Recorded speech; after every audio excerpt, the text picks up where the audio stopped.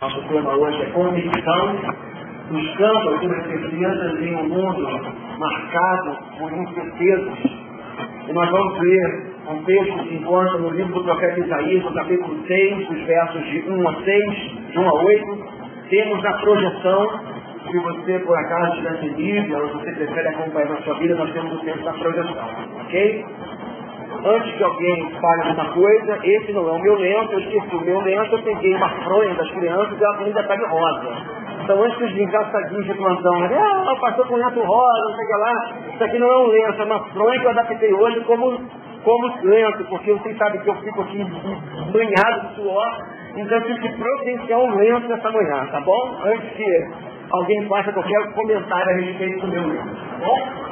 Então, Isaías capítulo 6, versos de 1 a 8, nós vamos ler nessa manhã esse texto que vai dar base aqui para a nossa meditação.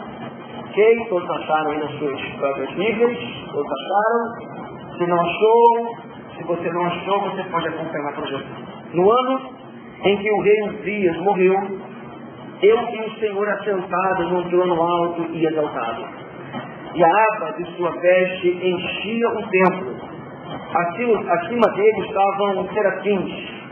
Cada um deles tinha 6 asas. Com 2 cobriam o rosto, com 2 cobriam os pés e com 2 voavam. E proclamavam uns aos outros: Santo, Santo, Santo é o Senhor dos exércitos. A terra inteira está cheia da sua glória. Ao som das suas vozes, os batentes das portas tremeram, e o templo ficou cheio de fumaça. Então gritei: ai de mim, estou perdido, pois sou um homem de lábios impuros, e vivo no meio de um povo de lábios impuros. Os meus olhos viram o Rei, o Senhor dos exércitos. Logo, um dos serafins voa até a mim, trazendo uma brasa viva, que havia tirado do altar como atenais. Com ela tocou a minha boca e disse: veja, isto tocou os teus lábios. Por isso, a sua culpa será removida e o seu pecado será perdoado. Então, ouvi a voz do Senhor conclamando: quem enviarei? Quem irá por nós? Eu respondi: eis-me aqui, envia. Então, ouvi a voz do Senhor conclamando: quem enviarei? Quem irá por nós? E eu respondi: eis-me aqui, envia. Que a palavra do Senhor fale profundamente ao nosso coração nesta manhã. Irmãos, nós vivemos num mundo marcado por incertezas, não é verdade? Quando a gente vai para a economia, incertezas suscitam dentro de nós. Quando você olha para a configuração do mundo, para a sociedade, para as coisas como estão caminhando, para esse mundo de mudanças, de transição, esse mundo acelerado que a gente vive, é impressionante como que talvez algumas incertezas possam surgir dentro da gente. E de fato, viver num mundo inconstante, viver num mundo acelerado, viver num mundo como o nosso, marcado por tantas coisas estranhas, de verdade, muitas vezes nós acordamos de manhã sem termos algumas convicções, algumas certezas na vida da gente. Entretanto, a convicção, ou termos algumas convicções, isso se faz extremamente importante na nossa vida. Porque a convicção, a certeza, ela nos faz avançar, ela nos faz ir avante, ela nos ajuda a prosseguir para o alto. Pessoas que não têm convicções na sua vida tendem a ficar andando em círculos. E pessoas que não são marcadas por convicções ou por certezas, ou que vivem uma vida de incerteza, essas pessoas acabam se tornando pessoas inseguras, pessoas ansiosas, e que acabam fazendo escolhas erradas na sua vida. Eu, como pastor, convivo com muita gente, e não foram poucas as vezes que eu me encontrei com pessoas que diziam assim: pastor, eu estou namorando já há tanto tempo com uma pessoa, já ficamos noivos já, mas eu não sei se eu quero casar com ele. Eu não sei se eu quero casar com ela. E aí, imagina, Pessoas que muitas vezes chegam perto do casamento sem ter uma convicção, uma certeza ainda. Se aquela pessoa é a pessoa que Deus escolheu para a sua vida, ou se aquela pessoa é a pessoa que ela quer fazer feliz e quer que Deus seja feliz. Eu também, como pastor, tenho visto pessoas com dificuldades, com incerteza devido ao campo profissional. Não foram poucas as pessoas que eu me encontrei que estavam fazendo faculdade no 6º período, no 7º período, fazendo engenharia, fazendo direito, mas que não sabiam que era aquilo que elas queriam seguir. Imagina, você pega 3, 4 anos da sua vida fazendo uma faculdade, gastando seu tempo, gastando dinheiro, e lá pela frente você fala, cara, eu não sei se é isso que eu quero ser. Eu não sei se essa é a profissão que eu quero viver no resto da minha vida, que eu quero cursar, que eu quero sair fazendo. O grande problema é que a falta de convicção faz com que a gente acabe fazendo escolhas erradas na vida. Fazemos escolhas sem certezas, sem convicções, e muitas vezes, por conta disso, depois temos de gastar uma energia absurda por conta de escolhas erradas que fizemos. Tudo por causa, pelo fato de termos, não termos convicção, não termos certeza daquilo que a gente estava fazendo.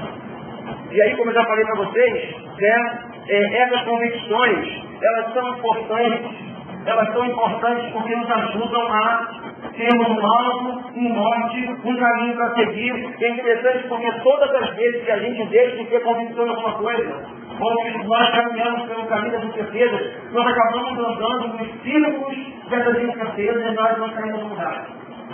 Não conseguimos avançar, não conseguimos progredir. E olha, se eu estou falando aqui nessa manhã daquilo que tem, de coisas que tem a ver com aquilo que eu posso fazer, daquilo que eu possa realizar, dos meus sonhos, dos meus projetos.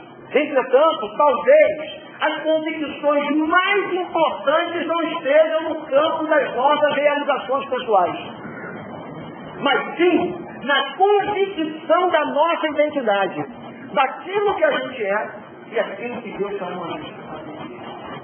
Não sei se você já se deu conta disso, mas você não está nesse mundo aqui, você não vive apenas para trabalhar, para construir uma família, para ganhar dinheiro, para ter entretenimento. Você foi chamado por Deus, você vive, você existe. Lembra que a irmã Isabel já dizia ali, né? Eu sei que eu vivo porque eu estou aqui. Não é verdade? E nós estamos aqui com um propósito muito definido. Ninguém veio aqui da passeio. Não existe um ser que Deus não vai lá só para passear. Só vai gastar o seu tempo. Todos nós vivemos com um propósito. Todos nós existimos para cumprir um propósito que foi pré-determinado por Deus antes da fundação do mundo.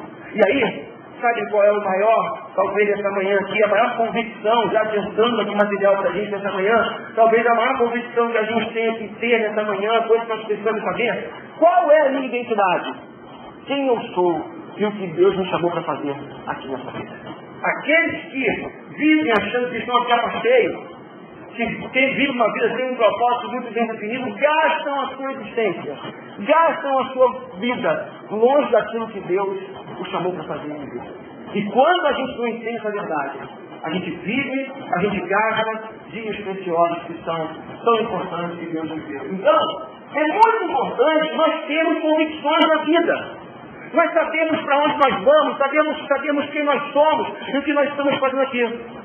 E o que chama atenção no texto que a gente leu é que o profeta Isaías, o profeta que escreveu o livro de Isaías, o texto que nós vemos aqui essa manhã, ele foi um homem de profundas convicções na sua vida.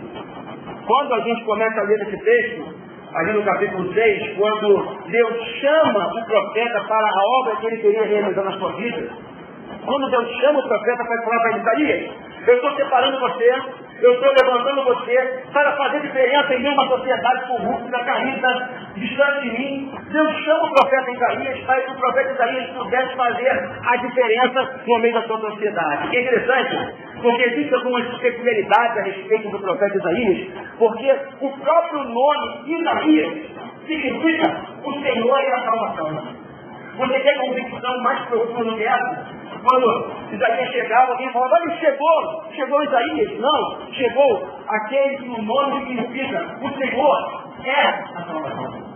Então, na vida do profeta Isaías, as convicções que marcaram a sua existência começam pelo seu próprio nome. O nome daí significava salvação, ou seja, o propósito que Deus tinha para toda a nação de Israel. É interessante porque Isaías, ele profetizou por um período de 60 anos. E ele foi um profeta não das ruas, não um profeta do povão, mas Isaías ele foi um profeta do palácio. Ele foi criado nos palácios, nas cortes de Israel. Era um homem polido, era um homem letrado, um homem inteligente, um homem estratégico que Deus estava levantando para falar para pessoas estratégicas. E o que me chama a atenção é que, na vida do profeta Isaías, ou o profeta Isaías, ele foi considerado o príncipe dos profetas. Justamente por ser uma pessoa com um homem convicto, justamente por ser alguém determinado naquilo que ele fazia. Isaías, como eu falei para vocês, ele foi considerado o príncipe dos profetas justamente por causa do seu ímpeto. Ele entendeu o seu chamado, entendeu que Deus tinha chamado ele para ele fazer, e quando ele ia para transmitir uma mensagem em nome de Deus, ele fazia isso por conta da convicção que tomava conta. O profeta Isaías, um homem de convicções profundas, um homem que no próprio nome carregava essa expressão, o Senhor e a salvação, que era o propósito maior de Deus para a vida daquelas pessoas ali. Interessante isso, né? Isaías era um homem de convicções, e esse texto que nós lemos esta manhã, ele aponta para nós algumas convicções na vida do profeta, que se deram por conta da experiência que ele teve com Deus, mas que são também convicções que Deus chama a mim e a você nessa manhã. Para que nós possamos de alguma forma alimentar, para que nós possamos de alguma forma buscar essas convicções para a nossa própria vida. Senão, vejamos as convicções da vida do profeta Isaías, que são convicções que eu acredito que Deus deseja que estejam presentes na minha vida e na sua vida nessa manhã. Primeira convicção é a convicção de que a realidade material e a espiritual são dois lados de uma mesma moeda. Olha que coisa interessante, os versos de 1 a 4 nos falam nessa manhã. Assim nos diz a palavra de Deus, relendo o texto que já lemos. No ano em que o rei Uzias morreu, aproximadamente no ano 740 antes de Cristo, eu vi o Senhor assentado no trono alto e exaltado, e a aba de sua veste enchia o templo. Acima dele estavam serafins, cada um deles tinha 6 asas, com 2 cobriam o rosto, com 2 cobriam os pés e com 2 voavam. E proclamavam uns aos outros: Santo, Santo, Santo é o Senhor dos exércitos. A terra inteira está cheia da sua glória. Ao som das suas vozes, os batentes das portas tremeram, e o templo ficou cheio de fumaça. Meus irmãos, sabe o que me chama a atenção nesse início desse texto, nós estamos vendo aqui agora nos versos de 1 a 4? É que Isaías ele percebeu que ele não podia dicotomizar, separar, romper duas realidades que precisam estar juntas o tempo todo e que fazem parte da nossa vida, que são lados de uma mesma moeda. É a realidade material e a realidade espiritual. Me chama a atenção porque o Isaías ele faz questão de pontuar o momento em que ele teve uma visão de Deus. Ele diz o seguinte: no ano em que o rei Uzias morreu.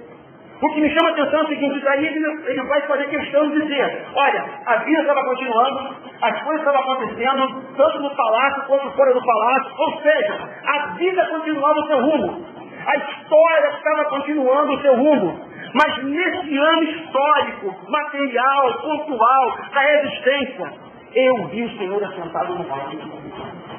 O que me chama a atenção é que o Isaías ele tem um flash, por assim dizer, de algo extraordinário na sua vida. Deixa eu falar uma coisa para você desde já. A vida não é marcada por extraordinários. Certo?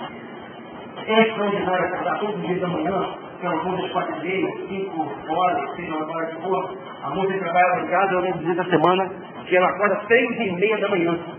Vai chegar na minha casa às 7h30.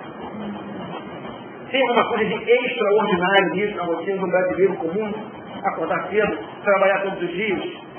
O que eu quero que você entenda nessa manhã é que a vida é marcada pelo ordinário.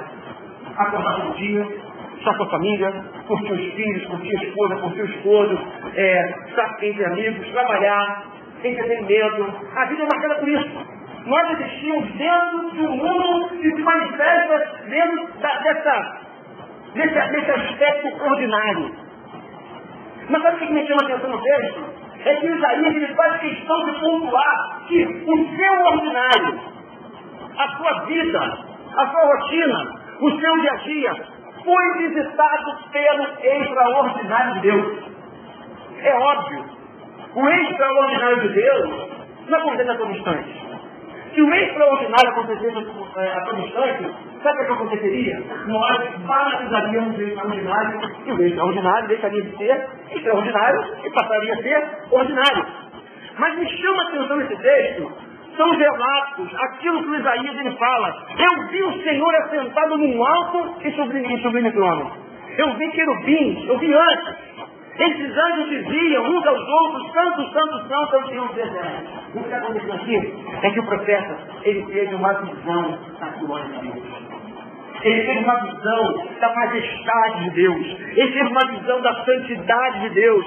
E o que eu acho interessante nesse texto é justamente o fato de que o natural, o ordinário, o cotidiano de Isaías foi visitado por algo sobrenatural. Meu irmão, em nome de Jesus,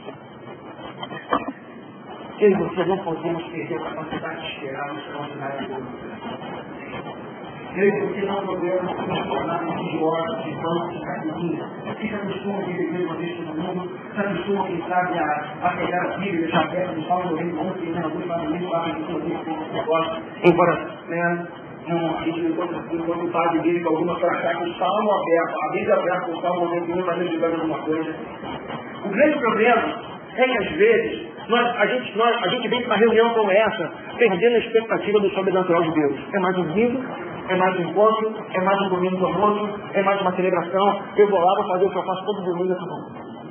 Que sabe o que o profeta Isaías está nos mostrando esta manhã? É que às vezes, quando a gente menos espera, o extraordinário de Deus convida a nossa vida.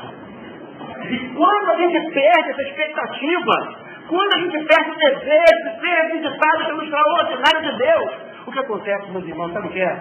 É que a gente medíocre, né? A gente torna medíocre a nossa devocionalidade e a nossa espiritualidade. Mas deixa eu falar uma coisa para você. Sabe o que me chama a atenção nesse texto também? É que o profeta Isaías, como ele foi visitado, ele teve o seu mundo ordinário, visitado pelo extraordinário de Deus. Pode ser que isso possa suscitar em alguns de nós também um desejo e só vivemos em busca daquilo que é extraordinário. Não, eu gosto daquelas reuniões onde o fogo desce. Onde tem visão, revelação, aquela coisa toda. Amém por isso. Eu acredito em visão, acredito em revelação, no poder de Deus. Eu acredito em tudo isso. Mas sabe uma outra coisa que nós perdemos a nossa devocionalidade? Nós perdemos a capacidade de ver Deus como questão daquilo, das coisas que são tristes. Você já percebeu que às vezes você chega triste num lugar e assim, quando você menos espera, alguém vem com uma graça para você, e te dá um beijo, dá um abraço, dá uma palavra de motivação de Deus para você? Por que a gente perde a capacidade de perceber uma atitude como essa, como sendo uma atitude do próprio Deus, que nossa forma para consolar o nosso coração no momento de angústia? Sabe o que acontece, meus irmãos? A gente foi perdendo por conta da religiosidade, por conta do comodismo, por conta de nos acostumarmos com algumas coisas, a capacidade de fazermos o nosso dia um altar para Deus. Sabe o que eu queria que você entendesse essa manhã? Se você ficar feliz, se você ter aqui com essa convicção essa manhã, o seu dia pode ser um altar. Você não precisa deixar o domingo para se encontrar com Deus. Você não precisa esperar a própria reunião da igreja para se encontrar com Deus. Porque a vida é para ser transformada num altar todos os dias. Na minha vida, como ela é configurada, onde eu trabalho, onde eu vivo, com a minha esposa, com as minhas filhas, o que eu faço, tudo precisa ser apresentado como fruto diante de Deus. Deus não tem nada na vida. E aí, quando a gente entende que Deus está do nosso lado, é interessante que eu conheci uma pessoa uma vez, conheço uma pessoa, um amigo, querido, muito distante hoje, por conta de questões locais, mas ele dizia uma coisa: olha, eu oro por tudo. Eu entro no shopping. Sabe, quem chegou a gravar, eu começo a bater, eu dou uma vaga, só que eu estou aqui. Mas eu chego uma vaga suja. Você pode pensar, pô, tá ridículo, vai orar para vaga. Sabe o que é isso? É você perceber Deus nas mínimas coisas da sua vida. É você começar a perceber que Deus está do seu lado, quando você passa por um problema difícil. Quando você se encontra diante de uma incapacidade de resolver um problema do seu trabalho. Eu vejo, seu chefe chega na sua vida e fala assim, ó, quero resolver até amanhã às 10 horas. Tum, dorme na sua mesa. E agora? Para você começar a perceber que Deus está do seu lado, vai chamar para resolver, mesmo com essas dificuldades, inabilidades. Deus está com você, o Emanuel, Deus conosco, está com você todos os dias da sua vida, porque Ele não te abandona. É promessa de Deus e do Senhor, e eis que estarei convosco até a consumação dos séculos, é a promessa de Deus. Mas aí, a gente vai perdendo a capacidade de perceber Deus vai dizendo as coisas. Sabe quem ajuda a gente a entender um pouco melhor essa situação? Só para passar aqui, a gente vive um mundo físico, a gente também tem uma realidade espiritual e isso compõe nossa realidade. São as duas partes de uma mesma moeda. Mas quem ajuda a gente, como eu fiz aqui, a entender um pouco mais essa questão, é a tradição sacramental. Ao longo da história, homens e mulheres de Deus entenderam que precisavam transformar a vida num culto a Deus. Transformar a vida numa espécie de lugar no cotidiano onde Deus manifesta o seu reino. Olha só que eu encontrei nesse livro, Jornada de Formação Espiritual da Sua Vida, um manual que eu tenho na apresentação aqui. Olha só, a tradição sacramental enfatiza a unidade essencial entre o espírito e a matéria, fé e vida, espiritualidade e trabalho. A divisão dessa realidade foi consequência da quebra da relação com Deus. O trabalho foi amaldiçoado em resultado da desobediência de Adão e Eva. Mas em Jesus, a unidade perdida é recuperada. Todas as vezes que a igreja esqueceu disso, Deus levantou homens e mulheres que pintaram quadros, compuseram músicas, escreveram poesias, transformaram o simples fato de lavar pratos no culto de adoração a Deus. Fizeram de seu trabalho e das muitas coisas banais do cotidiano altares de consagração a Deus. Por essa razão, chamamos essa tradição sacramental, pois o sacramento une espírito e matéria. A tradição sacramental, dentro da espiritualidade clássica, depois você pode aprofundar um pouco mais sobre esse tema, ela vai nos ajudando no seguinte sentido. Também de não se comunicar, não separar duas realidades que aparentemente antagônicas, espiritual e material, mas são duas realidades que podem caminhar no tempo todo de humanidade. Quem disse que o abraço não pode separar nós dois? Quem disse que as mulheres proprietárias não ir para o mercado de trabalho, têm condições disso, não ir para o mercado de trabalho, não ficarem cuidando dos seus filhos em casa? Quem disse que não fazem uma coisa nobre? Cuidar da casa, cuidar dos filhos, educação dos seus filhos? E quem vai dizer que isso não é para a glória de Deus? Se Deus não se manifesta em coisas como essas, o que nós precisamos entender nessa manhã é que o sobrenatural de Deus, sempre se manifesta no nosso lugar. Às vezes, vai acontecer de uma forma irregularidade, é uma manifestação, é uma visão. Diga-se de passagem. Aquele momento do texto que nós lemos agora há pouco, era um momento de transição. Era um tempo de esquecido. Era um tempo onde um rei estava morrendo, havia morrido, seu filho o sucederia no trono, Jotão, se eu não falar a memória agora, sucederia o rei Uzias no trono, e o que acredita que muitas vezes, em momentos cruciais da vida da gente, marcados por muitas incertezas, o rei está morrendo. Deus vai se puxar, Deus vai dar alguém, Deus vai dar uma guerra, Deus vai dar uma visão para alguém, e Deus vai falar de uma forma extraordinária, num momento extraordinário da nossa vida. Agora, eu acredito também que nós precisamos começar a perceber o sobrenatural de Deus.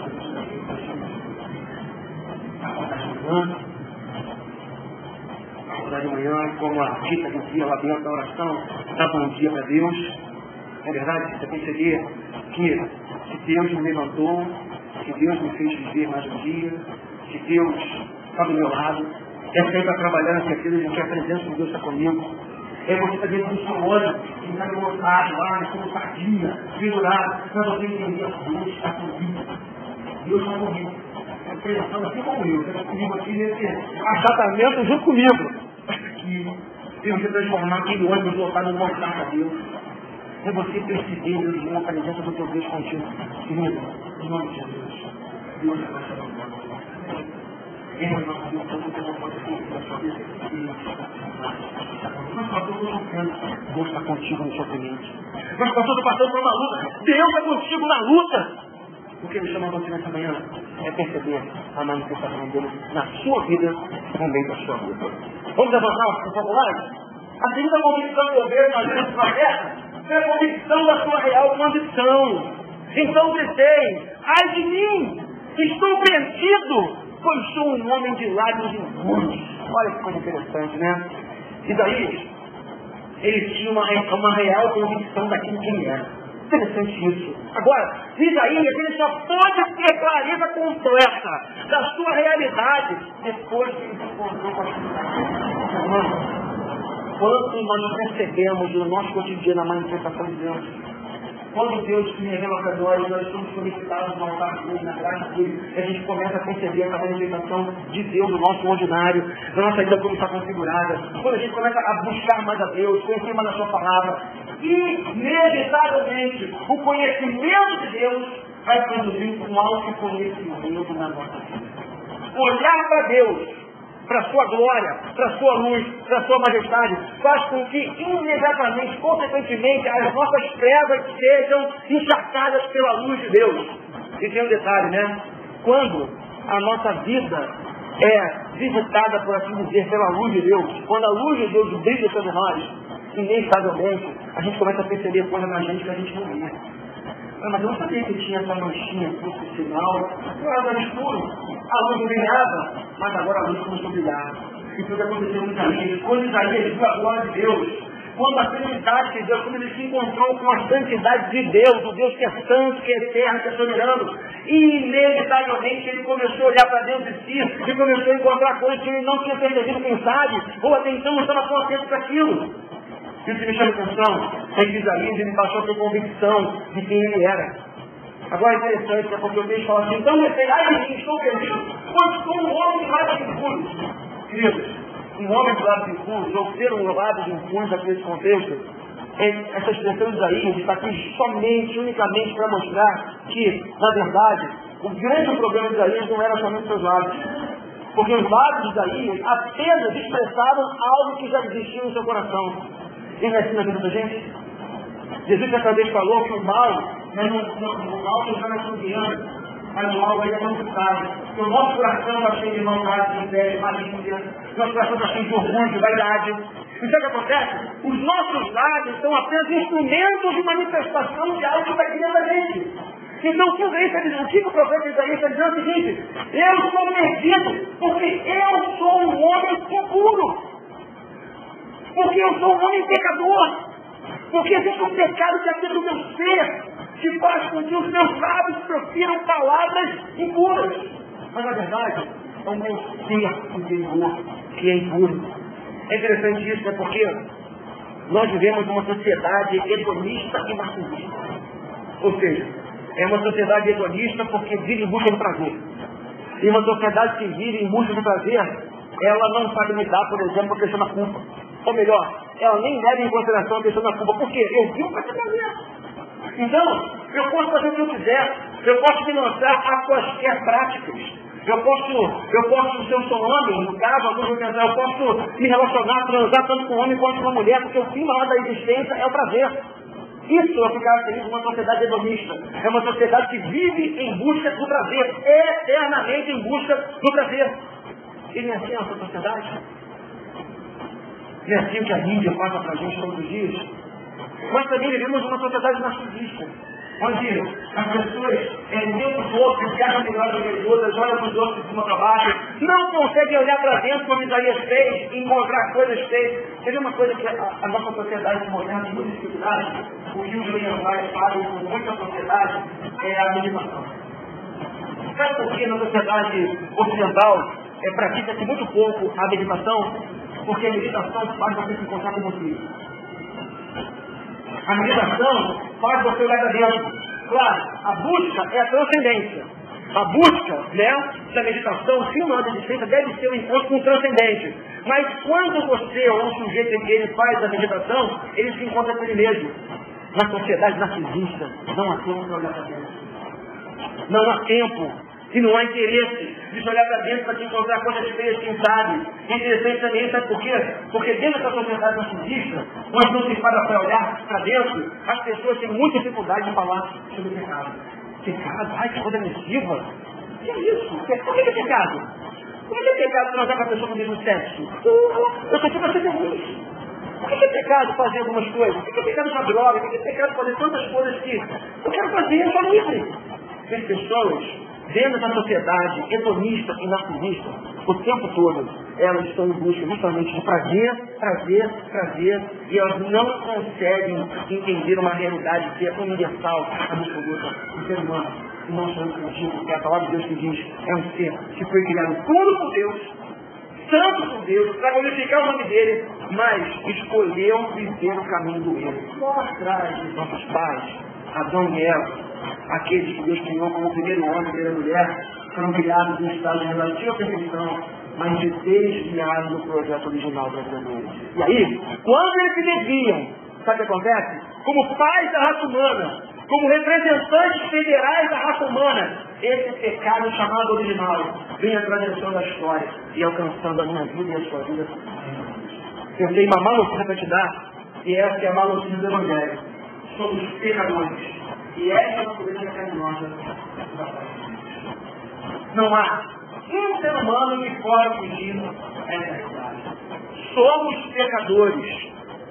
Esse é o absoluto. É aquilo que a gente chama de má notícia do Evangelho. Somos pecadores e o nosso pecado nos afasta do Deus que somos. Essa é a má notícia.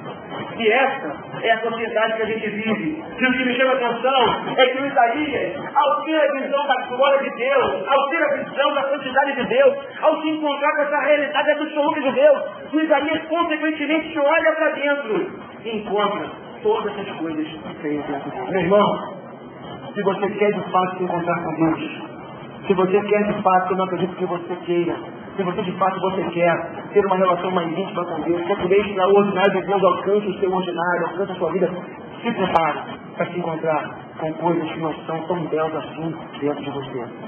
Mas tem um detalhe, se eu parasse essa mensagem aqui agora, eu sei que eu teria colocado um grande peso sobre a sua vida. E você sairia daqui frustrado, quem sabe, angustiado, culpado e sem esperança. Mas as convicções de Isaías não acabaram aqui. Se por um lado, a segunda convicção de Isaías foi que sobre a sua real condição, antes disso ainda, eu separei aqui dois textos, a gente esqueceu de falar para a gente, de ler para a gente aqui. Olha só, o Salmo 53, versos 2 e 3, que vão corroborar com o que eu estou falando. Deus olha lá dos céus para os filhos dos homens, para ver se há alguém que tenha entendimento, alguém que busque a Deus. Todos, diz o salmista, não foram alguns, todos se desviaram, igualmente se corromperam. Não há ninguém que faça o bem, não há nenhum sequer.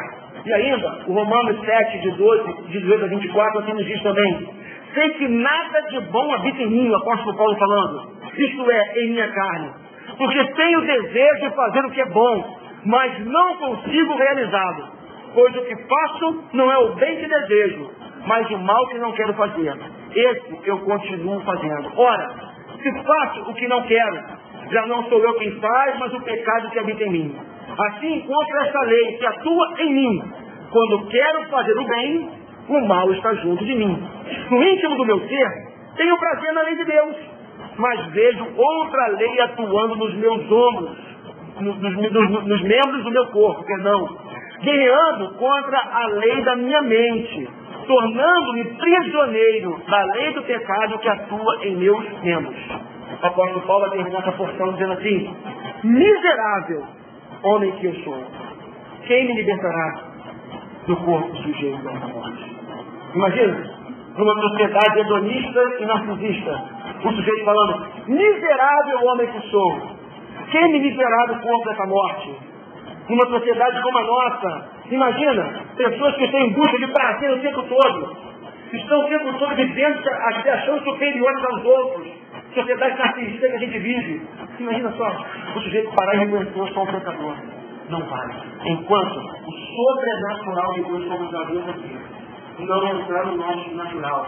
Enquanto o extraordinário de Deus não visitar o extraordinário de Deus visitar o nosso ordinário, nós não teremos condições de olharmos para dentro e nos encontrarmos com essa verdadeira realidade. Então, como eu dizia, se eu parar essa mensagem aqui agora, saíamos aqui cansados, frustrados, deprimidos, angustiados e incapazes de reverter esse quadro da nossa vida. Porém, o profeta Isaías, ele vai se encontrar com uma terceira convicção. E a terceira convicção que eu acredito que norteou a vida de Isaías foi a convicção daquilo que Deus havia feito por ele. Olha que coisa interessante. Isaías começa se encontrando com o extraordinário de Deus. Ele se encontra com Deus através de uma visão extraordinária que invade o seu mundo ordinário. Depois disso, a luz de Deus, ao brilhar sobre ele, faz com que ele se veja pecador, reconheça aquela natureza pecaminosa que habita em todo ser humano, mas, consequentemente, a terceira convicção que Isaías vai ser tomado por ela é a convicção daquilo que Deus havia feito por ele. Olha só que coisa linda nós encontramos no verso 7. Logo, um dos serafins voou até a mim, trazendo uma brasa viva, que havia tirado do altar com uma tenaz. Com ela, tocou a minha boca e disse, veja, isso tocou os seus lábios. Por isso, a sua culpa será removida. E o seu pecado será perdoado. Se por um lado, o Evangelho ele nos traz uma má notícia, que é justamente a nossa condição de homens e mulheres pecadores, porque herdamos uma natureza pecaminosa dos pais da raça humana. Por outro lado, a boa notícia do Evangelho é que em Jesus, Deus retirou de nós a nossa culpa, e por isso podemos nos relacionar com o Pai. Porque Deus se manifestou para Isaías como sendo santo, santo. Irmãos, que coisa maravilhosa. Que coisa maravilhosa que Deus fez por nós. Talvez Isaías não tivesse ainda, porque vivido 740, 750 anos antes de Cristo. Isaías não tinha ainda a noção exata da complexidade daquilo que Deus faria, melhor dizendo, por ele, por toda a humanidade, através de Jesus.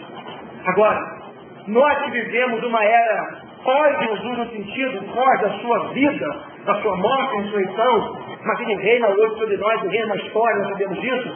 Mas o que eu queria que a gente pudesse entender hoje aqui, nós que temos um pouco mais a história mais clara para nós, completa para nós, a história bíblica, é que, por mais que Isaías não tivesse uma noção exata do que Deus estava fazendo, mas ele tem uma revelação pontual da obra de Deus na vida dele. O que acontece é que hoje nós sabemos o plano de Deus para a vida dessa vida e o plano de Deus para a sociedade, para a humanidade em geral. Sabe qual é a vontade de Deus, o plano de Deus? É que Jesus possa continuar reconectando homens pecadores ao Deus. Meus irmãos, Deus fez isso com Isaías, dando a culpa dele. Serafins voaram até Isaías com uma brasa viva, essas brasas tocaram os lábios de Isaías e ele teve a sua culpa, o seu pecado tirado. Sabe como é que isso se concretiza? Sabe como é que isso se planifica na minha vida, na sua vida? Através de Jesus de Nazaré, que viveu 33 anos sem pecado para se identificar comigo e com você. No final da sua vida foi levantado numa cruz, morreu a morte de cruz, sofreu aquela cruz. A palavra de Deus diz que ele morreu, foi sepultado, mas ao terceiro dia ele ressuscitou. Sabe para quê? Para que a minha culpa e a sua culpa pudessem ser desfeitas e nós pudéssemos nos relacionar com Deus. Hoje, nós estamos aqui, né? Adorando a Deus, cantando louvores para Ele, entrando no santo da presença de Deus. Mas isso só é possível porque Jesus não dá conta da vida de Deus. É por isso que Jesus é tão caro para a gente. É por isso que nós protestantes, nós cristãos de modo geral, é por isso que nós não abrimos mão daquilo que Jesus disse. Eu sou o caminho, eu sou a verdade, eu sou a vida. É por isso que a gente não abre mão de pregar sobre Jesus, de ensinar sobre Jesus, chegar para as pessoas e falarem, Deus te ama, mas Ele quer que você se encontre com seu filho chamado Jesus. Sabe por quê? Porque Ele, somente Ele pode tirar a nossa culpa, o nosso pecado e nos acessar até o trono da graça de Deus. Agora, sabe por que Deus faz isso? Sabe qual foi a motivação de Deus a fazer isso por mim e por você? Nós encontramos essa motivação em João capítulo 16. Olha que lindo o evangelista relata. Porque Deus tanto amou o mundo, Senhor, tanto amou o mundo, que deu o seu Filho unigênito, o seu Filho único, para ele todo que ele crê. Não morra, não pereça, mas tenha a vida eterna. Olha o propósito de Deus para a sua vida, meu irmão. Olha o propósito de Deus para a sua vida, minha irmã. É que você possa entregar no seu coração tendo a vista a Jesus. Confiar nele, porque ele chamou tanto. Ele chamou tanto que foi capaz de entregar o seu único filho para morrer naquela cruz pelos seus pecados e pelos seus pecados. Então, Isaías, ele começou tendo convicção de que a realidade espiritual e material são dois lados de uma mesma moeda, que nós não podemos separar o espiritual e o material, não podemos dicotomizar. Ele pontua isso quando ele fala do ano que o rei Uzias morreu, e ele fala que ele teve uma visão do trono de Deus, da sua santidade. Vimos que o Isaías teve uma convicção de quem ele era, da sua real condição de pecador. Vimos da convicção de Isaías no que diz respeito à obra que Deus fez na vida dele, tirando o seu pecado, tirando a sua culpa. Que interessante, porque o Salmo 126, verso 3, vai dizer assim também: sim, coisas grandiosas fez o Senhor por nós, e por isso nós estamos alegres. A começar a salvação, e olha para a sua vida, olha para a sua história. Eu gosto sempre de citar os últimos 10 anos da minha vida, né? Há 10, 11 anos atrás, eu andei também por caminhos tortuosos, né? Por caminhos que eu não deveria andar. E Deus foi misericordioso comigo. André, meu filho vacilão, vem cá. Eu não quero você mais aí vacilando, escorregando, vem cá, eu quero você comigo. Aí Deus construiu essa história, me deu uma mulher maravilhosa, me deu filhos maravilhosos, me deu um ministério maravilhoso, pessoas maravilhosas para caminharem comigo. E Deus vem restaurando a minha vida nos últimos 10 anos. E não tem como não ser grato a Deus por aquilo que Deus fez na minha vida. Porque isso é maravilhoso. Então, quando eu olho o que Deus fez por mim, de melhor e maior, foi a minha salvação. E quando eu olho para a minha história de vida, o que Deus tem feito por mim, como não glorificar Deus? Como não exaltar Deus? Isaías, ele teve uma convicção daquilo que Deus havia feito pela vida dele também. E por isso Isaías tinha essa convicção do seu chamado, de quem ele era e que Deus o havia chamado para fazer. Uma quarta, acho que a quarta que eu digo aqui, convicção de que Isaías teve, foi a convicção de que não poderia se deixar influenciar pela cultura do seu tempo.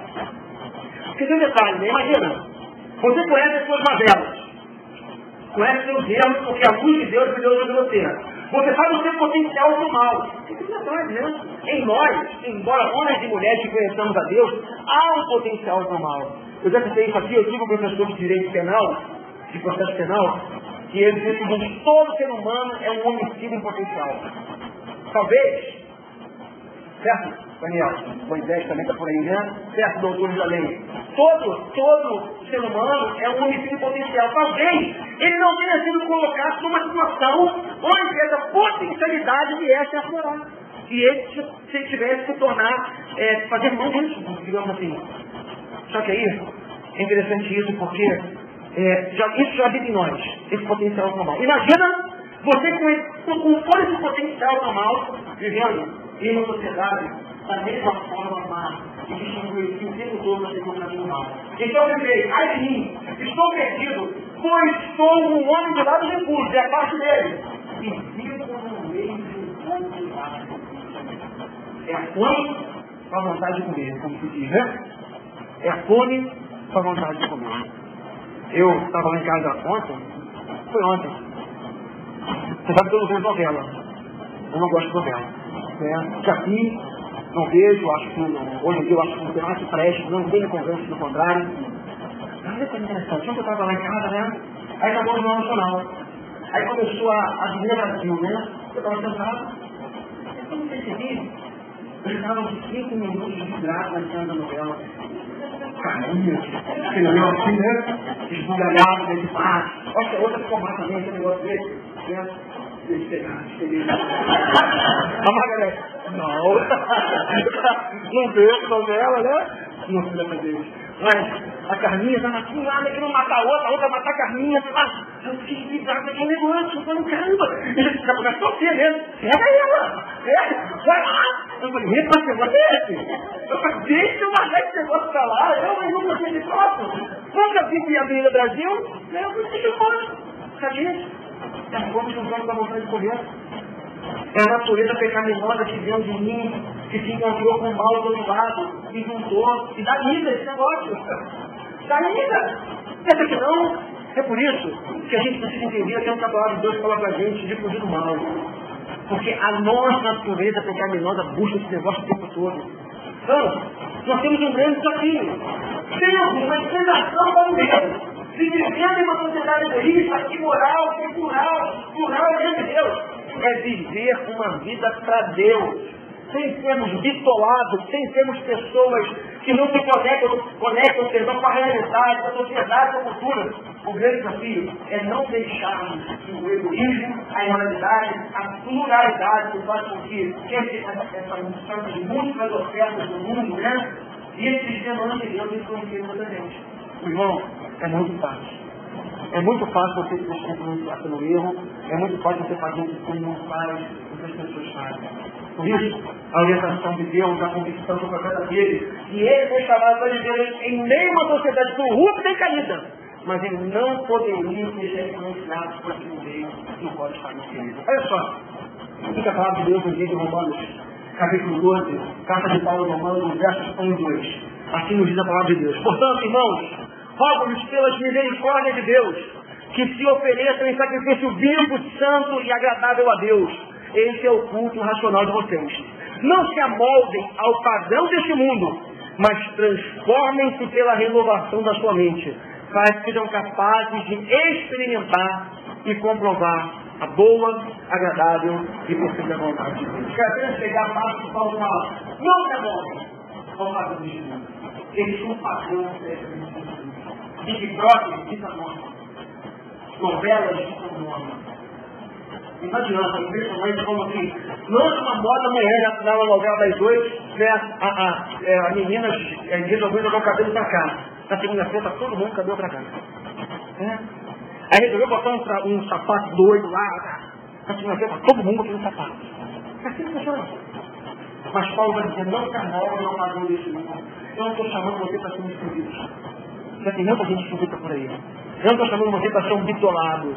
Eu estou chamando para você para ser um crente chato, que não tem aquela noção do tempo de falar, do tempo de se calar. Eu estou chamando você para tomar cuidado, porque existe um sistema que é sedutor. Ele não se obriga a ser sedutor. Você vai. O que tem hoje isso aqui? Você tem demais fazer aquilo ali. E você começa. E quando você menos percebe, você foi completamente influenciado por esse sistema. Olha isso. Estou bem apagadinho aqui, eu vou tentar ler, você tentar acompanhar. Como é feliz aquele que não segue o conselho dos ímpios, Salmo capítulo 1, versos 1 a 3, tá? Como é feliz aquele que não segue o conselho dos ímpios, não imita a conduta dos pecadores, nem se assenta na roda dos zombadores. Ao contrário, a sua satisfação está na lei do Senhor, e nessa lei medita de dia e de noite. É como árvore plantada à beira de águas correntes, dá fruto no tempo certo, e as suas folhas não murcham. Tudo o que ele faz prospera. E Paulo também, escrevendo a Timóteo, 2 Timóteo capítulo 3, versos 1 a 5, trata disso. Nos últimos dias sobrevirão tempos terríveis. Os homens serão egoístas, avarentos, presunçosos, arrogantes, blasfemos, desobedientes aos pais, ingratos, ímpios, sem amor pela família, irreconciliáveis, caluniadores, sem domínio próprio, cruéis, inimigos do bem, traidores, precipitadores, soberbos, mais amantes dos prazeres do que amigos de Deus, tendo aparência de piedade, mas negando o seu poder. Afaste-se desses também. Apóstolo Paulo nos fala. Essa é a sociedade que a gente vive. Esse é o mundo que influencia. Esse é o sistema no qual nós estamos dentro dele. Mas é aqui que a gente vive. É nele que a gente está ensinando. Não tem como fugir. Né? Não tem como você fugir. Não dá para sair desse sistema. O desafio é estar aqui, viver aqui, sem se deixar influenciar. Sou um homem de lábios impuros, sim. Eu sou um pecador, sim. Mas eu sou alguém que decidiu seguir para o alto. Eu sou alguém que decidiu caminhar na direção de Cristo, da cruz de Cristo. Eu sou alguém que decidiu não me deixar contaminar por esse sistema caído. E aí, o chamado de Deus, Isaías foi: apesar do seu pecado, apesar do seu erro, não se deixe influenciar a ele. E aí, queridos, nós chegamos à última convicção do profeta Isaías de si. Convicção do seu chamado. e da sua consequente responsabilidade diante dessa sociedade caída, diante dessa sociedade corrupta, diante dessa sociedade hedonista e narcisista. Isaías recebe uma convicção: fui chamado por Deus. Olha que coisa linda, nós encontramos no texto. Então, ouvi a voz do Senhor clamando: quem enviarei? Quem irá por nós? E eu respondi: eis-me aqui. Coisa bonita, né? Todo mundo ali, partindo do futebol, já viu aquilo 44 do segundo tempo, pênalti pro time. Quem vai bater o pênalti? Quem vai? Eu quero passar cansado, quero bater mesmo, né? Treinei pênalti, não fui tão bem essa semana. Aí o cara fala: deixa comigo, bota a bola embaixo do braço, e daí ele botou a bola embaixo do braço, botou a bola na marca do pênalti e bateu. Sabe o que eu vejo nesse texto bonito? Que é a postura, a determinação de Isaías de encontrar a glória de Deus, falar com Deus. Isaías vai ser chamado ao ouvir a pergunta retórica de Deus, né? Deus não está me enviando, quem que eu vou enviar, né? Quem que eu vou enviar para fazer a minha obra? Estou tão deprimido, João Marcelo, estou tão Deus falando, né? Como não tem quem eu envie. Não! Deus não pergunta retórica. A pergunta ali era para desafiar. A pergunta ali era para incentivar. Então eu queria agora dizer um problema: quem enviarei? E hoje vamos fazer essa pergunta mais uma vez: quem enviarei? Quem irá por nós? E eu respondi: o profeta Isaías, marcado por suas convicções, pela identidade, aquilo que ele era e aquilo que Deus havia chamado para ser, ele responde: eis-me aqui, envia. Bateu no peito, sem orgulho, mas falou: Deus, você pode contar comigo. Pode contar comigo para enfrentar os príncipes, os reis, os exércitos, para falar as verdades que eu tenho que falar. Porque tem um detalhe, né? O profeta, ele foi chamado por Deus, e os profetas bíblicos faziam isso. Quem chegar muitas vezes com o rei Daniel, botar o dedo na cara do rei e falar: rei, você está em pecado. Você está conduzindo a nação para o erro. A nação está vivendo por sua causa. O profeta tinha que fazer isso. Imagina para Isaías, um profeta palaciano, criado na corte, um homem que foi criado ali em meio aos poderosos, se levantar diante de Deus e com Deus falar: Deus, eu estou aqui para cumprir o meu propósito, lá dentro do palácio, lá dentro da corte, porque eu sei que o Senhor quer que eu faça coisas profundas para a vida desses caras. E assim, Isaías fala: Senhor, eis-me aqui. Ele se encontrou com o sobrenatural de Deus, se encontrou com a sua natureza pecaminosa, se encontrou com o que Deus havia feito por ele, e consequentemente ele falou: Deus, pode mudar. Pode fazer na minha vida aquilo que o Senhor quiser fazer. Isaías atendeu ao chamado missional de Deus. Irmãos, nós estamos aqui nessa manhã, 11h36 da manhã. Hoje, Deus tem um chamado para a minha vida e para a sua vida. Eu sei, pastor, Deus me chamou para ser membro dessa igreja. Amém. Deus chamou você para ser membro da comunidade feita na sua igreja. Deus me chamou para ler a Bíblia, para orar. Amém. Deus chamou você para isso. Mas, querido e querida, Deus nos chamou a mim, a você, nos chamou para fazermos diferença em meio à sociedade caída, corrupta, narcisista, egoísta, como nós já vimos aqui. Deus chamou você para ser uma voz em meio às trevas, para ser luz em meio às trevas, para ser uma voz em meio à confusão desse mundo caótico fora. Deus chamou você para fazer diferença dentro da sua casa, para fazer diferença no lugar que você trabalha, para fazer diferença no lugar que você mora. Deus chamou você para agir através da sua vida. Deixa eu falar uma coisa para você. Deus não precisa de mim de você não. Deus está agindo no mundo. Deus está agindo no mundo. Deus, ele pode fazer o que ele quiser. Mas sabe uma coisa maravilhosa? É que Deus, na sua soberania, decidiu nos fazer, nos tornar participantes da obra do Deus. Ele quer fazer uma coisa diferente. Ele nunca precisou, ele é um ser eterno. Pai, Filho e Espírito Santo conviver eternamente por toda a eternidade diante da gente. A mente da gente não consegue alcançar a eternidade para trás. E Deus se afastava. Deus nunca precisou da gente. Mas sabe o que Deus faz? Deus nos dá o privilégio de nos tornarmos participantes da sua obra. De entrarmos na realidade dele e vivermos com ele, a ele, e trabalharmos para ele. Deus, como eu falei para vocês, já está realizando uma obra no mundo. Ele tem um trabalho sendo feito. Aliás, ele nunca deixou de trabalhar. Mesmo antes da fundação do mundo, Deus já trabalhava. Deus já realizava coisas fantásticas. Sabe que obras que Deus tem feito no mundo? E muitas vezes tem um jardim em você? Deus, por exemplo, está expandindo o seu reino e chamando os seus desejos para fazer parte da sua família. A gente está estudando essa caminhada. E a gente acha que a gente tem que falar, que temos que falar, temos que pregar nas filhas às vezes. Eu vou chamar de um caso para vocês, uma experiência com um amigo, acho que já contei aqui, Fernando André, colega de seminário, filho de pais católicos, né, foram criar eles sempre dentro da realidade católica.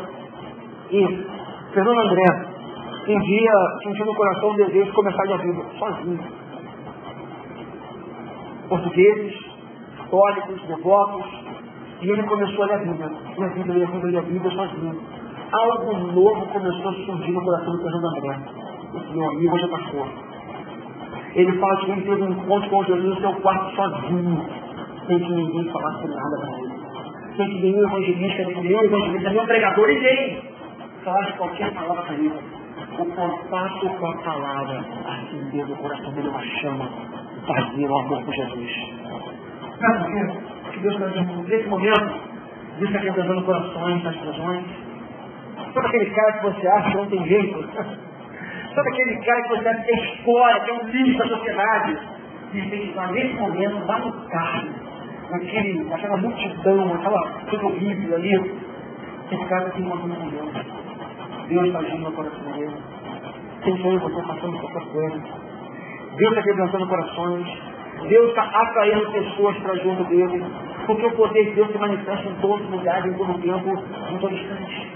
Deus está expandindo o seu reino, chamando os seus eleitos para fazerem parte da sua família. Olha que bonito, nós estamos mandando em Efésios capítulo 1, verso 2. Ora também, o apóstolo Paulo falando, para que os olhos do coração de vocês sejam iluminados, a fim de que vocês conheçam a esperança para a qual ele os chamou, as riquezas da gloriosa herança deles nos santos. Olha que coisa bonita Paulo está dizendo, olha, para que os olhos do coração de vocês sejam iluminados. Você sabe quem mudou o coração do homem? O olhos do coração do homem é Deus.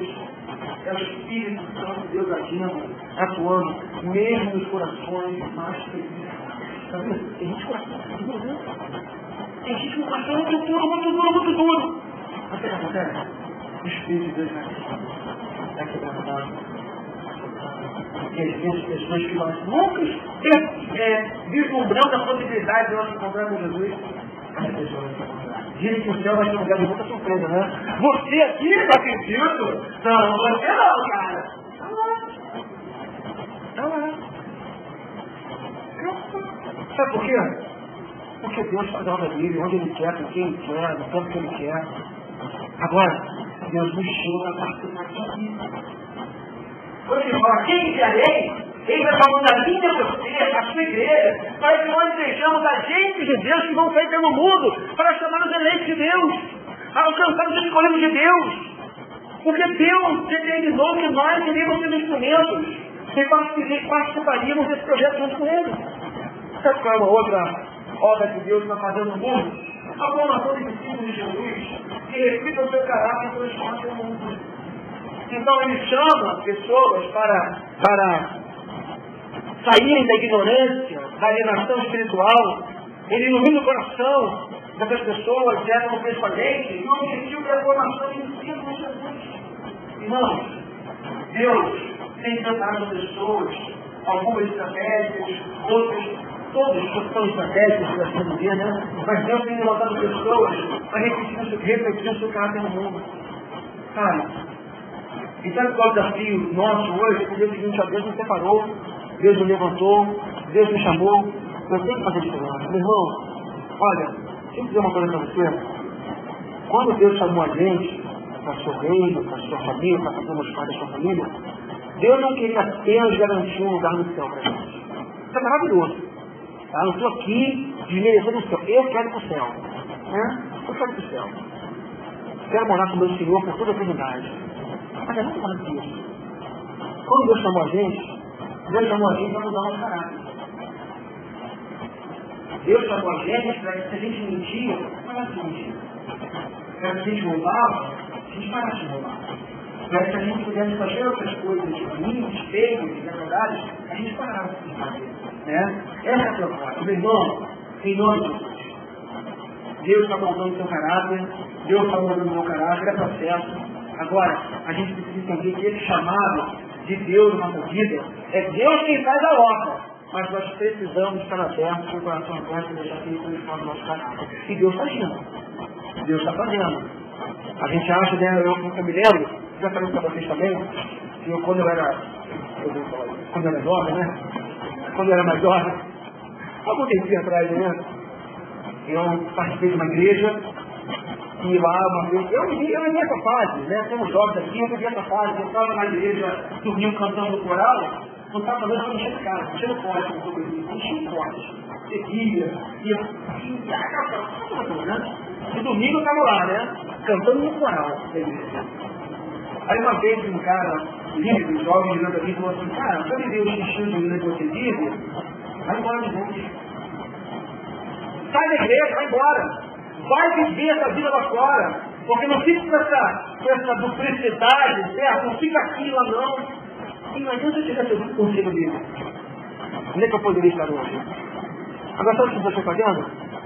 Deus foi montando o meu caráter. Aqui na minha sala não há incentivo para você continuar no erro.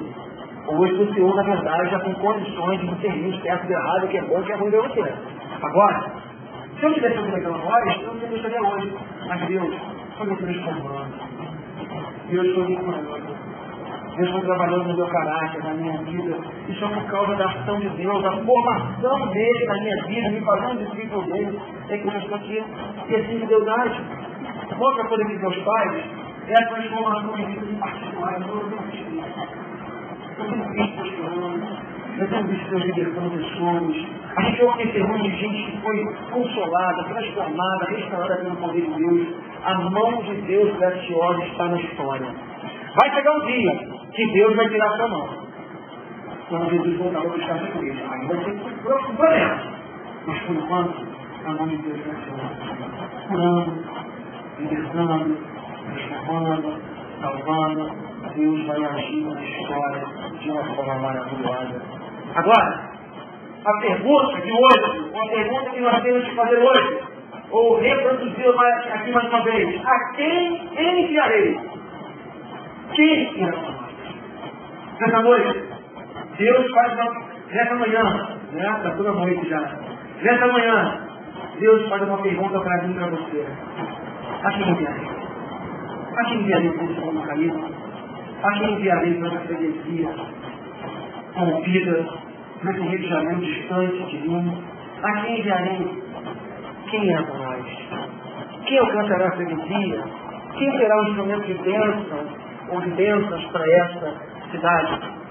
Sabe a resposta que eu espero de mim de você essa manhã? Envia. Envia, Senhor. Eu quero ser usado por você. Meu irmão, irmãs, eu termino essa palavra, que ainda não digo mais aqui nessa manhã. Eu termino essa mensagem essa manhã dizendo para você. Isaías foi um homem de profundas convicções. E a convicção do seu chamado, da sua identidade, o que Deus o havia chamado para ser e fazer, deram um norte na existência, na vida de Isaías. Nessa manhã, Deus chama a mim e chama a você. Deus chama essa igreja para um caráter mais missional, ou seja, mais conectada com a sua cultura, com essa sociedade, sem se envolver com ela, mas pegando os aspectos positivos da cultura e influenciando as pessoas que estão aqui. Hoje, Deus me chama para uma missão, para uma obra. Ser discípulo de Jesus, ser um cristão, é muito mais do que ser uma pergunta para a igreja. Eu sei que pode ser que esse processo demora um pouco na sua vida para você entenda algumas coisas. Até que a gente caia essa confiança. Mas eu já adianto para você, para ajudar nesse processo, que não basta, ou melhor, Deus quer muito mais de você e de mim, do que simplesmente vir da sua casa, da sua igreja, para cantarmos louvores e ouvirmos uma palavra como essa. Hoje, nesse lugar, que é hoje, no dia 5 de agosto de 2012, Deus pergunta para mim e para você, a quem enviarei? Quem irá para nós? E você pode responder aí no seu lugar para Deus. Senhor, eis você. Se você não entregou sua vida para Jesus ainda, fale para Ele, Senhor, eis você. Se você não conhece a palavra de Deus, se você nunca tinha ouvido a mensagem do Evangelho, fale para Ele hoje, Senhor, eis você. Se você não conhece todas as Escrituras Sagradas, se você conhece o Evangelho, conhece Jesus, fale para Ele da mesma forma, Senhor, eis-me aqui. Eu quero ir. Eu quero cumprir a tua vontade. Eu quero ser o Espírito de Deus.